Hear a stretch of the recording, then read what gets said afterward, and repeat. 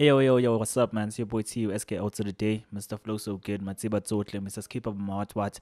Y'all already know, but to back with you guys with yet another YouTube video. For those of y'all that are new to the channel, please do make sure to click that red button, do subscribe. Also making sure to click the bell next to that red button because that's what makes sure that YouTube does notify you every single time we upload a video. Now, nobody could have predicted this back and forth, Bafetu.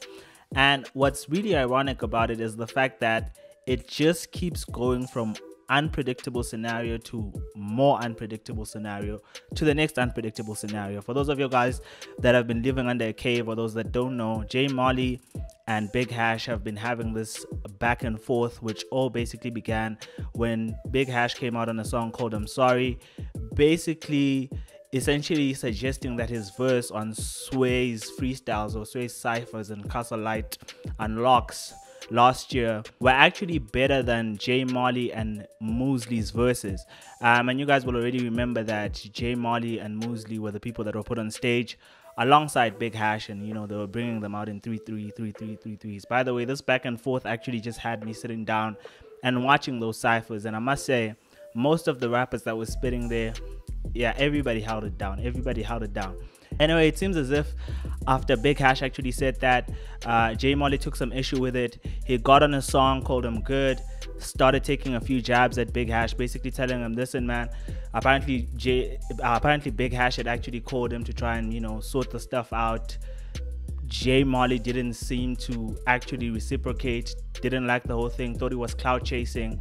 And Molley basically came out and said, listen, we're not going to settle this. You're busy cloud chasing and I'm not about that vibe. Fast forward to this past Friday, you guys will already know that Stogie T is having his Freestyle Fridays. Big Hash basically jumps on a beat, jumps on Jay-Z and Kanye West's No Church in the Wild beat, jumps on that beat, basically the whole verse going at Molley's head, telling him, yo man, you've got tattoos on your face, that stuff doesn't make you gangster, you coming at my head, you really must be on drugs.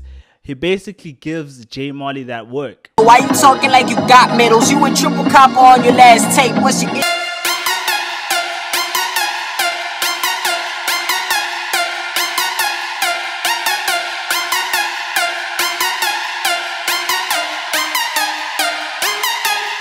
incident? I actually thought that, you know what, this guy is buried, he's gone, there's no discussion about it, because none of us actually consider Molley to be an actual rapper. Like, we don't consider him a hardcore rapper. And I think I've heard interviews of him actually talking about the fact that he himself didn't consider him a rapper. But given the fact that he was on Sway's freestyle, he did a good job in that freestyle. Molley comes back the next day, drops another song called Po Bear, jumping on the same beat, and he absolutely obliterates Big Hash. Okay, absolutely goes at him, talking about why Molley trending for another, the B word, can't mention that on YouTube anymore. Basically talking about how Big Hash took a break for a chick he didn't eventually date or didn't even actually smash, going at him, talking about the fact that, by the way, I'd actually forgotten about the fact that actually when Ricky Rick signed Big Hash, he actually had come out and said that he put $1 million on him, and on the fact that he was going to blow up, on that he was going to be the next big thing in the game. And although Big Hash has essentially put his foot in the game, he's in the game, but the way that he was hyped up, it was sort of as if it's the next Awees, the next Nasty C, is just the next big thing in the game. And it hasn't exactly materialized the way that he was being hyped up back then. So basically he was suggesting that as an artist that didn't blow. There's some parts of the song where he goes at Big Hash about he used to sleep on people's couches, he used to sleep on his couch and whatever, which is kind of problematic or complicated for me, because if you listen to Big Hash's first freestyle, he's basically talking about the fact that Molley is a white rapper. The only reason he's famous is because he's white, and he basically has rich parents actually backing him up. So I don't know, I thought that part was like not really well thought out, but the overall diss track was actually fire. Know nothing about the Prince and King, so I guess I just gotta add a shit out. Full ownership, got 4% of all my money and shit. I heard you get 20% when all the money gets split. You came up broken, hungry, spending weeks at everyone's crib. All of the videos when you was on some never broke shit. Now Big Hash has finally responded. He came out with a new song alongside Flame called Dead Body. And basically on the song goes at J Molley's head, talks about talks about J Molley was going and spying on his girl to see that, you know, his girl wasn't cheating, you know, basically talks about the fact that the man can't write. Listen, he gives them that word. God, cause all you do is think with your foreskin. Niggas mad I got a Nazi on the feature, huh? J stand for jealous and it's one hell of a creature, huh? Niggas say they made the sound that made me and that was right, but now's the time where the student becomes a teacher, huh? Speedy put you on the song, you hit your peak in 2017. If it wasn't for that, we wouldn't know you, huh? Now, given the fact that this thing didn't end pretty, I had actually thought that J Molley was gonna come up with maybe another response, you know, to the whole thing. But it didn't end pretty. It ended up, you know, with everybody just going from rapping to just pure Twitter fingers, where everybody was talking about, yo, you slept on my couch, I bought you this, I bought you that, yada yada, you're racist. You know, the classic, the classic, you know, the classic stuff you'd expect between a white rapper and a black rapper when they're going at each other. But I will say that the overall competition I thought was good. I thought J Molley actually came out and did something I didn't expect him to do, you know, and actually came out and rap, which I think does show that not only can he rap, but he can actually rap pretty well, and he can actually give a lot of, you know, the doper rappers, the people who consider to be actual, I don't know if actual MCs, but a lot of the more average rappers you have in the game, you know, he can sort of try and match them bar for bar. Overall though, you know, I will say that the fact that he didn't respond a second time sort of causes him to take a bit of an L here, because I do think he took the first round, right? Big Hash went at his head in the first round, came out with a freestyle, went at his head. J Molley responded. I thought that response overall was actually better than, you know, Big Hash's verse on that freestyle. Although, you know, some of the stuff that J Molley says on that song seems to be more him bragging about the fact that he has money, which, like I said earlier, is kind of weird, because how do you go at a guy for not having money when he's actually telling you that, you know, the real reason you're actually making it in the game is because you have money?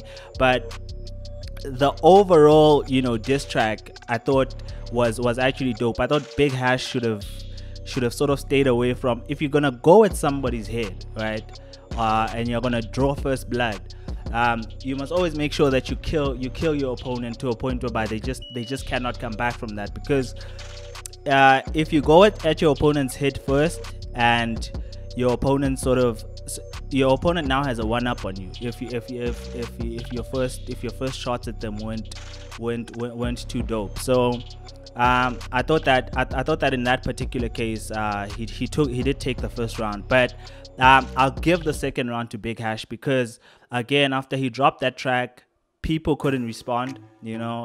The J Molley's team didn't respond. They went on this whole Twitter thing where, of course, J Molley had said he's gonna stop responding to the whole thing, because Big Hash did come out and talk about the fact that he should have just called him the K word because of the artwork and stuff. But overall, I thought that whole thing was corny. I mean, he shouldn't have done that. That's why I also give him an out for the first round. I say that he still takes a loss, because bringing in the whole racial issue was sort of just trying to mount, you know, the fan base against J Molley, and it was supposed to be friendly competition, and even he was saying it was supposed to be friendly competition.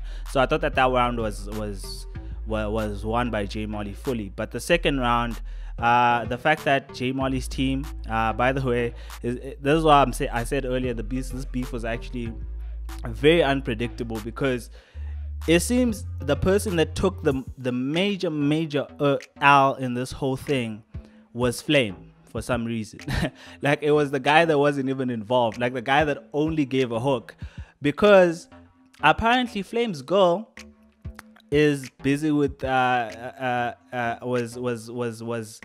macking on J Molley's manager.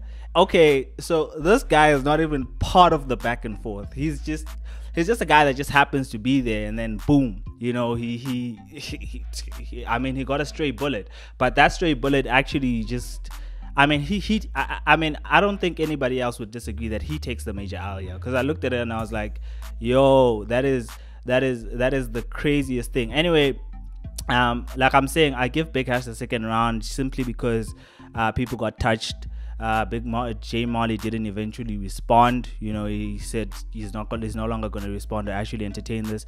It was fun while it lasted, gents. I think it's pretty dope to see young rappers still feeling like they can rap, seeing rappers that sing coming out and actually saying, no, I can actually rap. By the way, I don't really listen to that much J Molley and Big Hash because I'm not with that singing vibe as a general rule, but it's pretty dope to see that they can actually sit down and pen. They've got a nice pen game. Now, as far as Flame is concerned, like, he actually came out, J Molley's manager came out and posted messages of him and Flames Go talking, Flames Go sending him videos.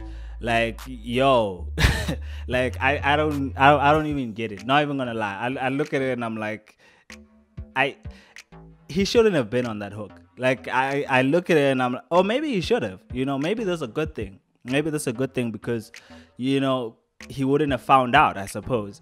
Now, we don't really know whether what J Molley's manager was saying is actually true. Okay, we don't really know whether she was actually cheating or it's just an old conversation that they had, and whatever. We don't really know what was actually up.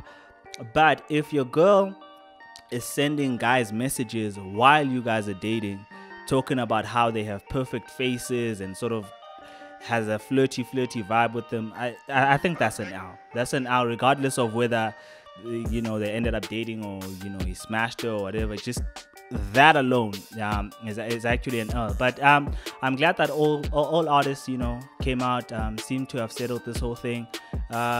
They seem to be saying all love, but there's still a bit of tension.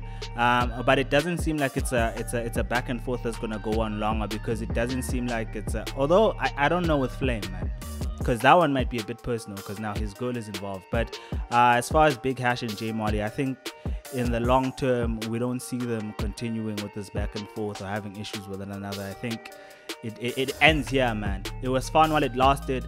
It seemed pretty dope. It was dope to see both of them rapping. But yo, guys, leave me your comments in the comment section, letting me know what you think. What did you guys think of J Molley and Big Hash's battle? Who do you think takes the overall battle?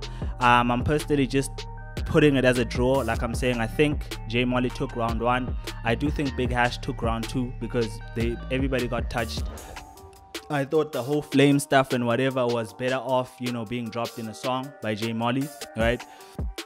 Rather than being revealed over Twitter, because it's a rap battle, right? And you think you have info on the stuff. I thought that could have come out. That could have come out on a song rather than just coming at it in terms of on Twitter. And I think that's why Team J Molley takes an L in the second round.